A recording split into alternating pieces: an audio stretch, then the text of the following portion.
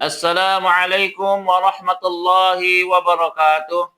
Para jamaah yang Allah muliakan, marilah senantiasa kita panjatkan puji dan syukur pada Allah Subhanahu wa taala.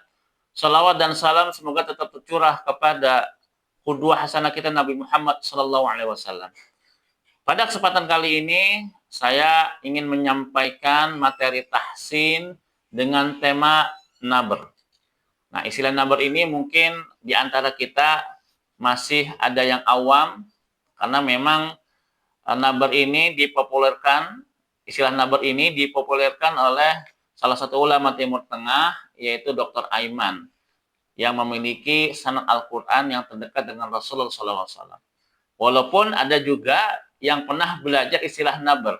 Oleh karena itu bagi yang belum pernah mendengar istilah ini ataupun belum pernah belajar ataupun yang sudah belajar, mari sama-sama kita membahas istilah naber dalam tahsin Al-Quran atau dalam membaca Al-Quran. Sekarang kita ketahui dulu makna dari naber ya. Naber ini dalam bahasa yaitu al-hamzu, artinya dorongan atau asyasah. Asyah yaitu jeritan. Dalam istilah yang lain atau menurut istilah, naber ini menekan huruf tertentu dari sebuah kata, yakni meninggikan suara sedikit ketika mengucapkan sebuah huruf Al-Quran. Istilahnya ada kalimat yang kita baca dalam Al-Quran itu agak ditekan ya, istilah naber ya. Kalau secara umum itu ada penekanan dalam bacaan Al-Quran. Naber ini ada dalam beberapa tempat. Ya, makanya istilah naber ini termasuk dari kesalahan-kesalahan dalam baca Al-Quran. Kenapa? Karena mungkin sebagian kita ada yang belum paham istilah naber. Karena kalau nanti salah membacanya para jamaah sekalian, itu bisa merubah arti atau berubah makna. Karena nanti ada yang istilah tarkul huruf, tarkul harokah, meninggalkan huruf atau meninggalkan harokah, dan ini termasuk lahan jali ataupun kesalahan besar. Supaya kita memahami, maka dengan belajar, semoga dengan konten YouTube ini atau materi di YouTube ini bermanfaat, dan bagi ingin yang lebih lagi ya kita belajar dengan guru-guru kita datangi majelis Al-Quran. Yang pertama, naber, contoh naber ya para jamaah sekalian, yaitu pada huruf yang bertasydid. Ingat, huruf yang bertasydid di ujung kalimat yang diwakafkan atau yang ada di akhir ayat.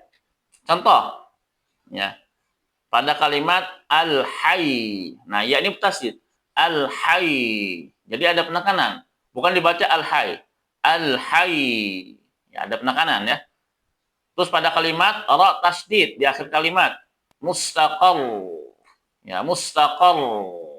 Jadi bukan mustaqar. Terus pada kalimat al-mas, minal mas. Ya, jadi dibaca sa-nya ada penekanan.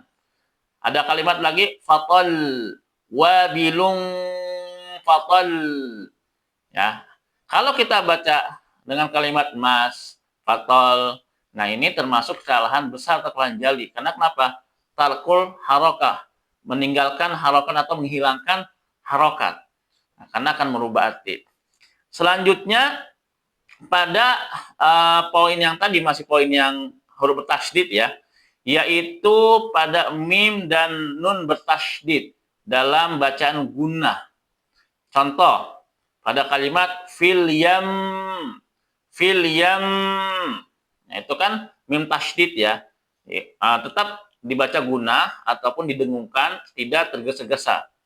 Terus pada nun tasydid, minhun, minhun, ya, fil yam, minhun. Jadi ada nabar dan penekanan.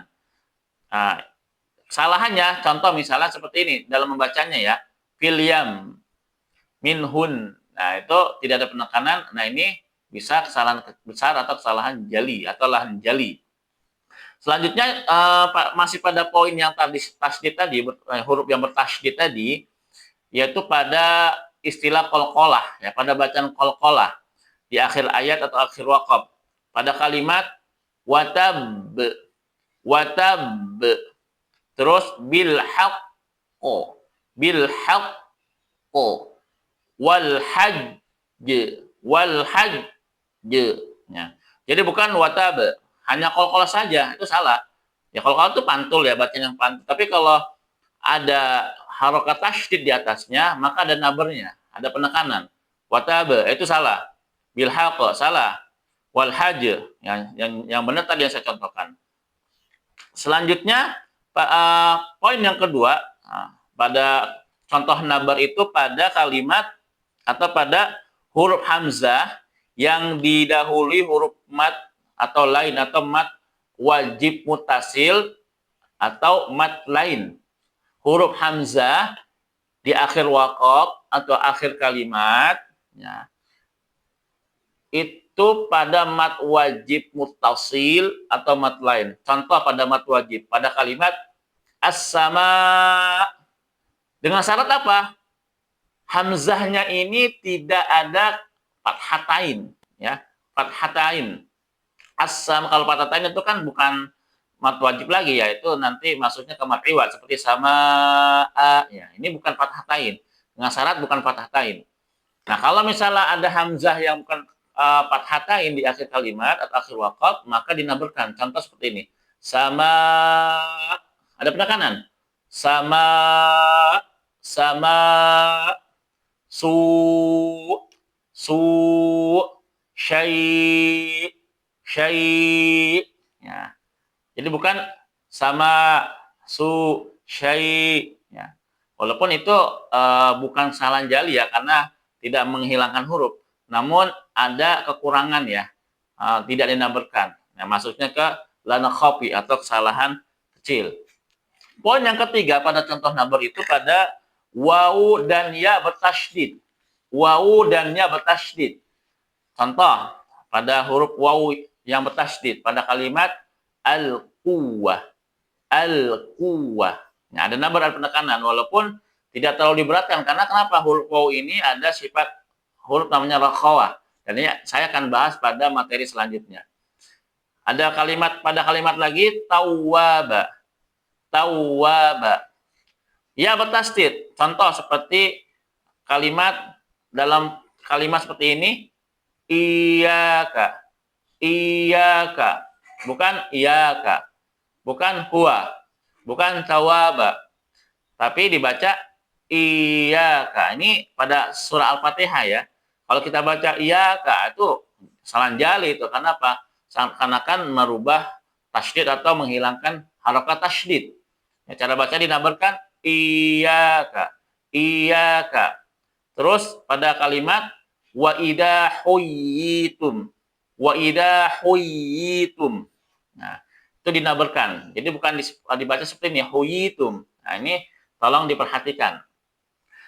Walaupun memang ini bukan kesalahan jali ya, bukan atau kesalahan besar, lahan jali, tidak merubah huruf ataupun merubah harokat, tapi kalau tidak ada penekanan, nah ini nabernya nggak dapat ya. Tapi kalau kita bacanya nggak ada tasydid seperti tawaba, ya, ini salah jelas, kesalahan jali karena tarkul harokah, menghilangkan harokah tasydid pada kalimat wawu atau huruf wawu dan ya. Selanjutnya pada huruf-huruf yang bertasydid pada hukum mat lazim, biasanya pada hukum mat lazim. Ada contoh mat lazim musaqqal kilmi. Nah, ini pada contoh kalimat di surah Al-Fatihah, di akhir ayat surah Al-Fatihah ya. Dan ini yang dibaca 6 harokat para jamaah sekalian. Ingat 6 harokat. Mat lazim ya, dari kesepakatan ulama qiraah dibaca 6 harokat, baik dalam keadaan hadar, bacaan cepat, atau dalam keadaan bacaan tartil. Contohnya seperti ini. Walallin.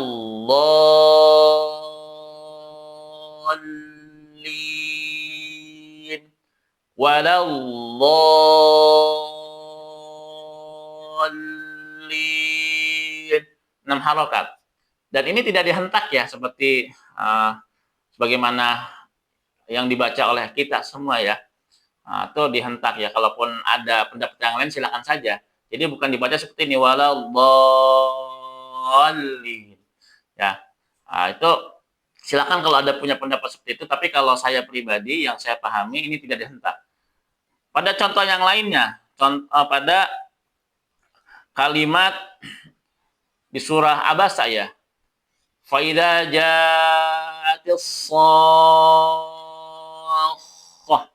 Nah, itu. Shakhah. Nah, 6 harokat. Ada numbernya pada huruf kha. Dan juga pada surat An-Nazi'at. Faida ja'atis tammatul. Ya, tammatul. 6 harokat. Atau di awal-awal surat ya, pada contoh ya, pada kalimat alif lam mim, 6 harokat. Qasim mim. Atau pada contoh mat farq ya. Qul dzakarain ya. Allahu khair. Allahu khair. Al-ana. Nah, dan sebagainya ini contoh nabar pada huruf tasydid. Maaf, yang al-ana ini masuknya ke mad lazim mukhaffaf harfi ya. Mad lazim mukhaffaf kilmi, maaf. Mad lazim mukhaffaf kilmi. Maaf, itu tadi tidak dinabarkan ya. Nah, yang nabar tadi yang harokat tasydid. Mohon maaf. Selanjutnya, yang terakhir yaitu pada alif tasniyah ataupun lam ta'rif ya, pada kalau dalam istilah ilmu nahwu atau ilmu sharaf, isim tasniyah itu menyatakan dua. Ini hanya di 3 tempat para jemaah sekalian. Tolong diingat, hanya di 3 tempat cara bacanya dinabarkan. Ini menyatakan 2 orang ya, menceritakan 2 orang. Maka kalimat ini dibaca nabar. Contoh pada surah Al-A'raf. Nah, ini cerita tentang Nabi Adam dan Siti Hawa ya. Di surah Al-A'raf ayat 22. Falamma dzaqasyad. Fokus pada kalimat dzaqasyajara. Dzaqasyajara. Falamma dzaqasyajara. Itu kan nanti kalau teman-teman lihat mushaf, ya qafnya itu ada alif ya ke atas. Harusnya dzaqani, tapi dihilangkan, dihadzafkan. Nah, itu dinabarkan falamma dzaqasyajara. Dzaqasyajara. Yang kedua pada surat Yusuf ayat 25. Ini cerita tentang Nabi Yusuf dengan Zulaikha ya, yang saling berkejaran di pintu ya, pintu untuk keluar ya. Contoh wastabaqal baba. Wastabaqal baba. Pada kalimat qalnya itu ya, ada penekanan wastabaqal baba. Yang ketiga, di surah An-Naml ayat 15 ini cerita Nabi Sulaiman dan Nabi Daud alaihissalam. Pada kalimat seperti ini, wa qalal hamdulillah. Wa qalal hamdulillah. Ada penekanan pada kalimat ini. Dan ini nabar pada isim tasniyah atau yang menyatakan 2 orang dalam istilah bahasa Arab. Mungkin ini saja apa yang saya sampaikan pada materi nabar di materi tahsin Al-Quran ini. Semoga bermanfaat. Kalaupun nanti kurang jelas dalam penjelasannya, ya kita bisa datang ke guru-guru kita, guru yang berkompeten dalam ilmu Al-Quran, supaya bisa memahami lagi lebih dalam memahami istilah nabar ini. Itu saja apa yang saya sampaikan. Yang benar datang dari Allah Subhanahu wa taala, yang salah dari saya pribadi Al-Fakir. Aqulu qouli hadza. Assalamualaikum warahmatullahi wabarakatuh.